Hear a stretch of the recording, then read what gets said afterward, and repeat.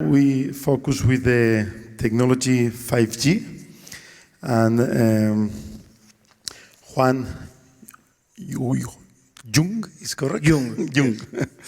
He's the Director of Public Policy, Inter-American Association of Telecommunication Company. Bueno, en su caso nos va a hablar del rol que desempeña la tecnología 5G en las Smart Cities y nos hablará en particular de su experiencia en América Latina y qué es lo que pueden hacer las ciudades, los ayuntamientos para facilitar ese despliegue, ¿no?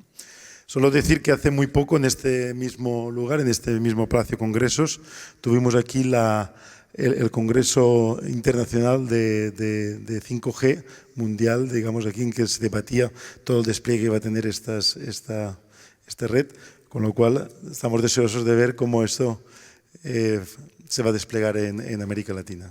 ¿Lo quieres? Bueno, muchas gracias por la invitación a participar en este panel sobre un tema tan interesante.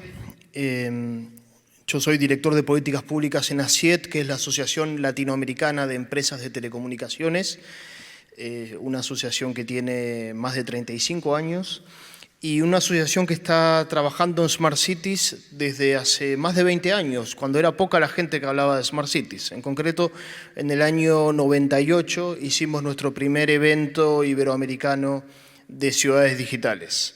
Y desde hace algunos años ya somos parte de la organización de esta Green Standard Week, de la cual estamos orgullosos. A través de nuestro centro de estudios, el CETLA, Centro de Estudios de Telecomunicaciones de América Latina, hemos hecho también algunos estudios vinculados a las ciudades inteligentes y al entorno propicio para el cual puedan crearse estos ecosistemas inteligentes dentro de las ciudades. En particular, quisiera recomendarles un estudio que hemos lanzado el año pasado sobre la evaluación social de los proyectos de Smart Cities, ¿no? Cómo lo que proponemos ahí es una metodología para que los ayuntamientos, las alcaldías, hagan una evaluación de impacto social en términos económicos de impulsar un proyecto de Smart City y que lo puedan comparar con otro proyecto alternativo como construir una calle o un alumbrado público. Pero un aspecto central, y en esto quería focalizarme, es el de la conectividad. Sin conectividad no hay ciudad inteligente. Por lo tanto, la conectividad tiene que ser una pieza clave de una estrategia de ciudad inteligente, de Smart City. En particular, la propia gobernanza de una Smart City debe tener como un componente central a las propias empresas, además de las diferentes administraciones y organismos involucrados. Porque son las empresas, en este caso las empresas de telecomunicaciones, y otras más, por supuesto, pero en el caso de la conectividad son las empresas de telecomunicaciones las que invierten y las que hacen que hoy tengamos cobertura 4G en gran parte de las ciudades de América Latina y que se puedan llevar adelante los despliegues de 5G como comentábamos antes. El 5G va a ser absolutamente esencial para el desarrollo de las Smart Cities. Piensen, por ejemplo, en los vehículos autónomos. Piensen, por ejemplo, en cualquier tipo de servicio o aplicación que sea intensiva en latencia. Va a necesitar contar con conectividad a redes móviles ultra rápidas, como es el caso del 5G. Y además, el 5G requiere para su despliegue de una mayor cantidad de antenas, de celdas y de infraestructuras, por las propias características técnicas de esta tecnología.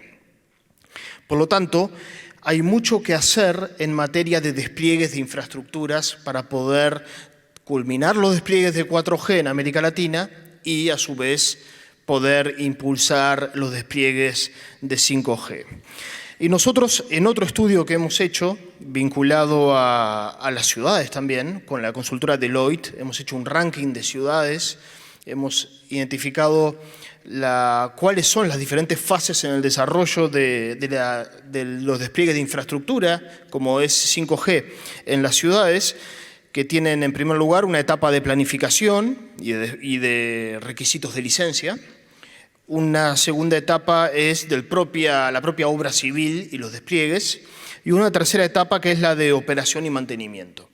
A lo largo de esas tres etapas hemos procurado en este estudio, y viendo la relevancia que tiene esto para los despliegues de 5G, hemos procurado identificar barreras que estamos percibiendo en el caso de América Latina para los despliegues de infraestructuras en las ciudades. Y hemos identificado 4 grupos de barreras principales. En primer lugar, barreras administrativas. En algunos casos se ha evidenciado falta de transparencia con respecto a los procedimientos complejos para requisito de licencias urbanísticas, licencias de diferente tipo, permisos de diferente tipo, burocracia, trámites para el despliegue de las redes, para colocar una antena en un lugar o en otro. Hemos evidenciado también falta de armonización de normas entre diferentes organismos públicos y a diferentes niveles de gobierno, por ejemplo, gobierno local, municipal o gobierno nacional. También hemos evidenciado casos de falta de certidumbre o de seguridad jurídica, por ejemplo, cuando se establece una norma retroactiva que afecta a infraestructuras desplegadas anteriormente. Y por lo tanto vemos que hay mucho que hacer en materia de barreras administrativas, muchas de las cuales, no todas, pero muchas de las cuales dependen de los propios ayuntamientos, de las propias ciudades. También hemos encontrado barreras para lo que es la propia fase de construcción de las infraestructuras, ¿verdad? Restricciones a los despliegues de cables o de diferentes equipamientos. En este sentido es muy importante promover la compartición de infraestructuras para evitar duplicaciones, para reducir costos. La compartición de infraestructuras la entendemos como una práctica que tiene que ser facilitada y permitida, pero de manera voluntaria, no obligada, porque eso genera otro tipo de problemas y de incentivos para el despliegue de redes. Hemos encontrado también barreras desde el punto de vista económico, principalmente fiscalidad, tasas, tributos, pagos que hay que pagar, especialmente no solo a nivel nacional, también a nivel local, en ayuntamientos, para obtener permisos, para obtener licencias, que muchas veces generan como una barrera o como una restricción para el despliegue de las infraestructuras. Y hemos encontrado también barreras desde el punto de vista social o sociodemográfico. En particular, yo no sé si aquí en Europa sucede esto, pero en América Latina hay todavía en algunas ciudades, sobre todo si no son tan grandes, temores con respecto a la salud vinculados a los despliegues de infraestructuras, en particular a las antenas de las redes móviles. Y estos temores vinculados a la salud no están fundamentados desde el punto de vista empírico. La verdad es que no hay ningún estudio serio que afirme los riesgos a la salud vinculados a la colocación de una antena, siempre y cuando se cumplan con los estándares recomendados por la Organización Mundial para la Salud en torno a las emisiones de estas antenas. Y entonces, todo este tipo de barreras tenemos que abordarlas desde el punto de vista, y muchas de ellas dependen de las propias ciudades, de los propios ayuntamientos. Lo importante a entender aquí es que sin antenas, sin radiobases, sin infraestructuras, no vamos a tener conectividad. Y esto es aún más importante para el caso de 5G.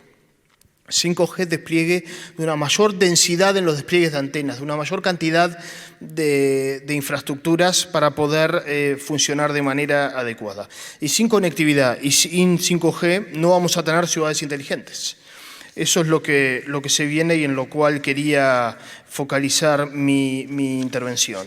Y simplemente para terminar esta primera intervención, ¿qué cosas pueden hacer las ciudades para facilitar los despliegues de infraestructuras? Bueno, en primer lugar, promover tributos, tasas, cargas fiscales que sean razonables, que sean moderadas, que no desincentiven o que no constituyan una barrera para los despliegues de infraestructuras. También procurar minimizar restricciones vinculadas a ordenanzas municipales. Minimizar demoras, minimizar trámites complejos, minimizar la burocracia, que en algunas ciudades de América Latina es un problema muy serio. Facilitar el uso de infraestructuras y de edificios públicos para poder colocar equipos, para poder colocar antenas. En eso también se puede hacer mucho. Que los procedimientos sean ágiles, que los trámites sean ágiles, sean fáciles. Por ejemplo, a través de una ventanilla única y no tener que estar yendo a diferentes ventanas, diferentes organismos públicos a solicitar permisos o autorizaciones y que muchas veces pueden aparecer contradicciones, demoras, etc. Otra buena práctica es el silencio administrativo. Si transcurrido un determinado plazo sin obtener una autorización correspondiente, que se dé por buena. Esa es una práctica que han impulsado varias ciudades y que realmente funciona muy bien. Transparencia, seguridad jurídica, evitar normativas retroactivas que afecten a infraestructuras ya desplegadas, esto es algo muy importante. Procurar armonizar criterios entre diferentes organismos públicos o entre diferentes niveles de gobierno, en lo posible que haya una normativa nacional, y si no es posible, porque a veces las ciudades tienen autonomía y no se les puede imponer determinada normativa en determinados aspectos, como vinculados a los temas municipales, procurar la máxima coordinación entre diferentes niveles de gobierno para que haya una armonización en la medida de lo posible en cuanto a las normas. Y otro aspecto muy importante es hacer pedagogía con la población, ayudar en eso, ¿verdad? Esto lo tienen que hacer las empresas, lo tienen que hacer las autoridades públicas, para que entiendan que sin antenas no hay conectividad. Y sin conectividad no hay una ciudad inteligente. Y evitar temores infundados, por ejemplo, con respecto a la salud. La industria de las telecomunicaciones quiere trabajar en forma conjunta con los gobiernos a todo nivel y en eso estamos comprometidos. Muchas gracias.